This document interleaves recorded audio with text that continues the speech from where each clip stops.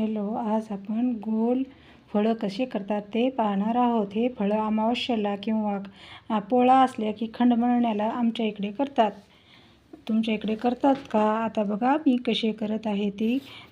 घट्टसर पीठ मळून घ्यायचं आणि चपाती लाटल्यासारखं असं पूर्ण लाटून घ्यायचं आणि मग इकडं आधण ठेवायचं आणि त्याच्यामध्ये मीठ आणि थोडंसं तेल टाकायचं आणि ते पाणी उकळायला ठेवायचं आणि ते पाणी उकळलं की मग पुन्हा ते चपाती एक एक घ्यायची आणि त्याला एक वाटी घ्यायची त्याला कार राहावं आणि मग ती वाटी घेऊन त्याला गोल गोल असं करून घ्यायचं आणि मग ते एक एक एक उचलायचं आणि ते पाणी उकळायच्या नंतरच टाकायचं. अगोदर जर टाकलं ना मग ते चिकटून बसतात आणि पाणी उकळायच्या नंतर टाकलं ना मग ते चिटकत नाहीत. त्याच्यामुळे ते पाणी उकळायच्या नंतरच ते त्या पाण्यात उकळत्या टाकायचं.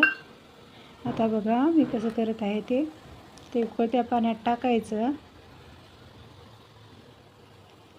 एक एक एक टाकायचं आणि ती उरलेलं पीठ आहे ना ते पण गोळा करून पुन्हा दुसरी आपण चपाती लाटलो ना मग त्याच्यामध्ये ते मिक्स करायचं आणि पीठ घट्टसर पाहिजे, नाही तर फळं चिकटतात आणि नीट येत पण नाही.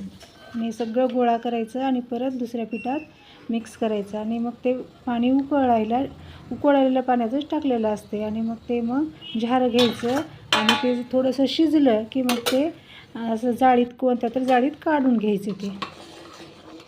ते उकडलं का नाही ते बघायचं थोडंसं आणि बघितल्याच्या नंतर मग ते काढून घ्यायचं. असं काढून घ्यायचं आणि मग त्याच्यावर थोडासा थंड पाण्याचा शितोडा मारायचा.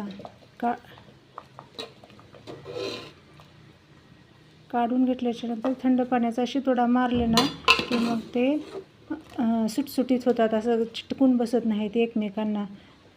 आता बघा कसे होतात ते. हे थंड पाणी आहे आणि हे त्याच्यामध्ये थोडंसं टाकलं आहे. आता ते सुटसुटीत होतात आणि गरम असतात, ते पोळतात हाताला. तरी मी झाऱ्याच्या मदतीने हे सगळे काढले आहे आणि हे खूप छान लागले आहेत. सर्वांनी खूप आवडीने खाल्ले आहेत. तुम्ही पण करा, खूप छान होतात आणि अमावस्येला करतात आमच्या इकडे हिरवटीला. तुमच्या इकडे करतात का? कमेंट करून नक्की सांगा. लाईक, शेअर आणि सबस्क्राईब करायला विसरू नका.